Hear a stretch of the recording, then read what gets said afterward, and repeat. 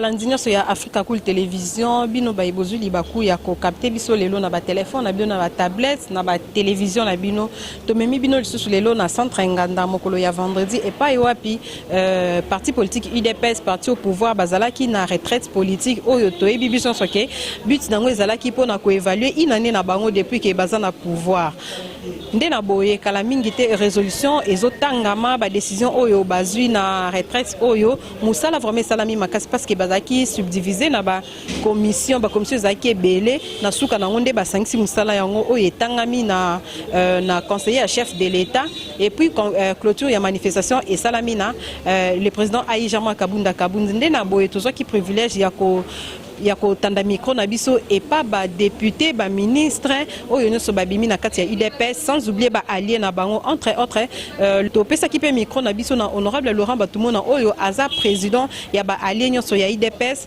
na honorable Kajos et puis na maître Kalala pe na bande ko nyonso ebele bolanda ba réaction na bango et puis tout se retrouver juste après un jour solennel où l'UDPS dans son ensemble a réfléchi sur l'an 1 de l'existence du pouvoir. D'entrée déjà, il a fait l'autopsie de l'ancien régime, où il a mis en exergue les cas de fausses communes, les cas de l'insécurité, les cas de l'injustice, les cas de pillage des ressources extractives, ainsi de suite. Et il a brossé les tableaux de l'an 1 du président Félix-Antoine Tshisekedi Tshilombo dans tous les secteurs, sans exception. Le secteur de la liberté, où pratiquement les prisonniers politiques sont libres, les exilés politiques sont rentrés. Sur le plan de la défense et de la sécurité, il est en train de combattre les ennemis comme l'ADEF. Sur le plan de l'économie, il est à citer l'accroissement autour de 4,5%. Autour des infrastructures routières, ferroviaires, l'UDPS a fait remarquer que le président de la République a travaillé d'une manière sans repos. D'abord, le programme des 100 jours, où les routes, les écoles, les hôpitaux ont été réhabilités. Sur le plan de la diplomatie, le chef de l'État a pris le bâton de pèlerin, où il a sillonné le monde, où il a rapporté des dividendes très significatifs, notamment le renouement avec les structures de finances internationales, notamment la Banque mondiale et les fonds monétaires ainsi que la BAD. Sur le plan de l'éducation, il a lancé la gratuité, une prérogative constitutionnelle, un devoir constitutionnel qui est aujourd'hui mis en application. Et comme perspective, l'UDPS a mis en garde le nombre de cabinets du chef de l'État qui vont se compromettre. Il a décidé de créer une commission de suivi des actions du président de la République où le président Kabound a estimé qu'il doit faire l'accompagnement. Il a décrété que le peuple doit jouer son rôle non seulement en tant que spectateur, mais pourquoi pas en tant que dénonciateur, en tant qu'aviseur. Ce n'est pas seulement la justice qui suffit, mais le peuple doit se prendre en charge en dénonçant même le programme qui a été annoncé par chaque gouvernement provincial. Et enfin, l'UDPS a déclaré que l'accord ne remplace pas le peuple. C'est pour dire que rien n'est incontournable par rapport au peuple. Même l'accord ne peut pas remplacer le peuple pour lequel l'UDPS a décrété le peuple d'abord. Voilà en substance tout ce que l'UDPS réuni en conclave a pu émettre comme recommandation. La recommandation est ebele. Vraiment, dans 3 jours, oyo, to kokilelo, koyeba que, batie peuple congolais, dans le centre, il y a contrôler action surtout, il y a chef de l'État à travers la structure en place. Donc, slogan oyo, il y a le peuple d'abord et que bandananu nan peuple yé moko. Sok elin kolobanini. Président de la République, alobaki gratuité de l'enseignement. On remarqué, moi kokoso, équipe où ekozala mise en place ezali ekokita tina ba commune pona ko contrôler nzela ba pesa ki mutu azwa mbongo asali yango te au centre ya ba activité ya chef de l'État et comme peuple ye moko okoya koyebisa biso à partir ya ba structure ba kotia en place okoloba na biso pena ba quartier bisika wapi nzela et salamité tant mususu mbongo ebimaki donc to relever ba makambo ebele ba défi ebele ezali ya ko relever na kati wana et sengeto lobake en tout cas na 3 jours oyo peuple azali vraiment au centre ya ba action na biso tokei na monde ya ba journaliste tozwi ndeti recommandation ya kolobake loi oyo ya kala oyo ezali ko régir journalisme lelo eza ya depuis soki 1900 2000 soki 2 na régime sikoyo ya président Félix Antoine Tshisekedi tozwi mokano ya kosala loi ya sika oyo ko régir secteur ya média oyo kosala ke média ezala respecté parce que ye moko na promesse na ye alobaki que akosala na presse communication 4e pouvoir ya solo alors pendant to koma na yango eloko ya liboso il faut ko changer loi donc ezali moko ya makambo ya minene oyo ezwami comme résolution oyo peuple akoki ko retenir moyen to lobanyo surtout ezali te mais na 3 jours oyo epesi biso pe temps ya koyeba ndenge nini tokoki kovanda na kati ya coalition voilà.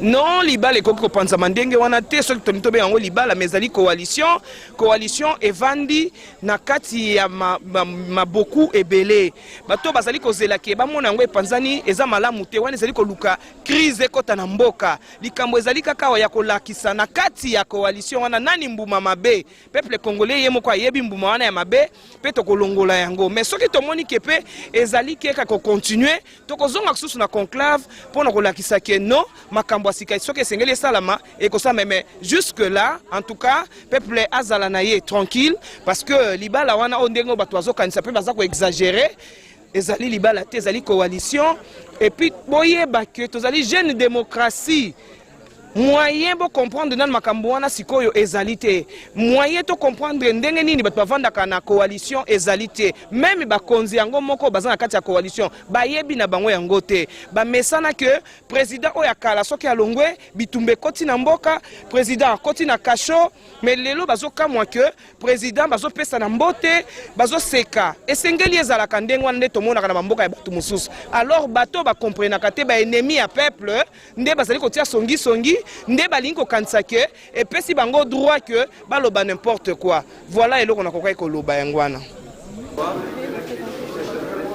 Moi c'est Maître Evariste Kalala, je suis secrétaire national en charge de la justice et des droits humains. C'était une très belle expérience pour l'UDPS et je peux vous assurer que ça sera autant bénéfique pour l'ensemble du pays.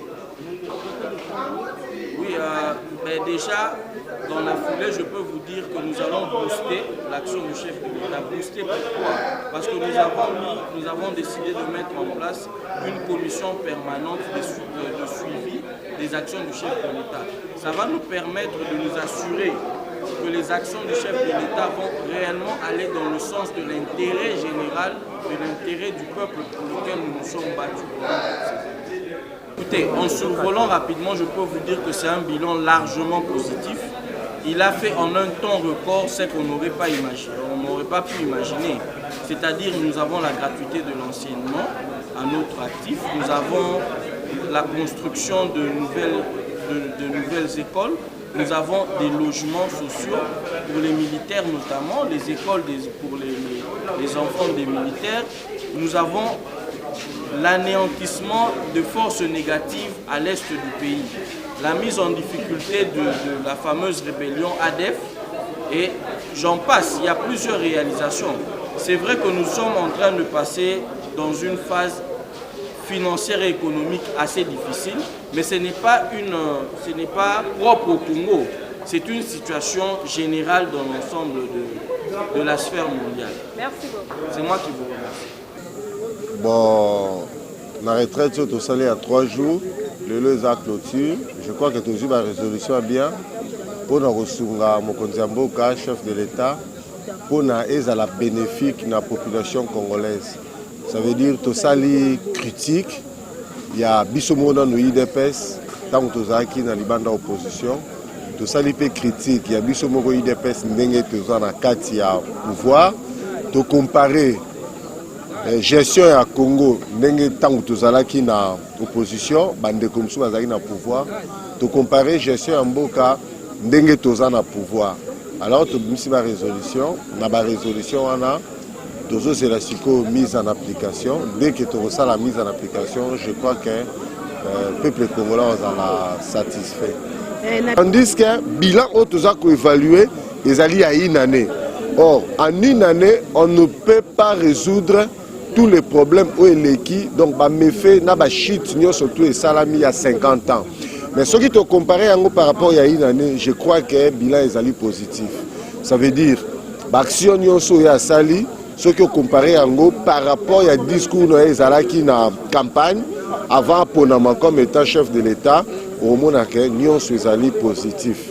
Alors, nous avons encouragé Ango Lisusu, la place où ils allaient dans moi à Bolembu, tout indiqué pour ça na biso to yaki awa, pour na total na misu to la place ni moi ma bezalaki pour que tout pèse Ango Lisusu impulsion et kende Lisusu na liboso. Enfin, population a se retrouvé dans OSNG Liponae. Merci beaucoup. Abonné à Africa Cool Télévision, Bolandi, point de vue, il y a différents cadres, il y a UDPS, ministre, député, et puis il y a Ali sur UDPS, Moutnamutu, Azana point de vue, Moutnamutu, Akangi, Oya, Motuya, pendant 3 jours, il y a retraite, Oyo, Botika la connecté na chaîne Abisso, Naba Obazana, abonné, t'es beau s'abonner massivement. Merci et à la prochaine.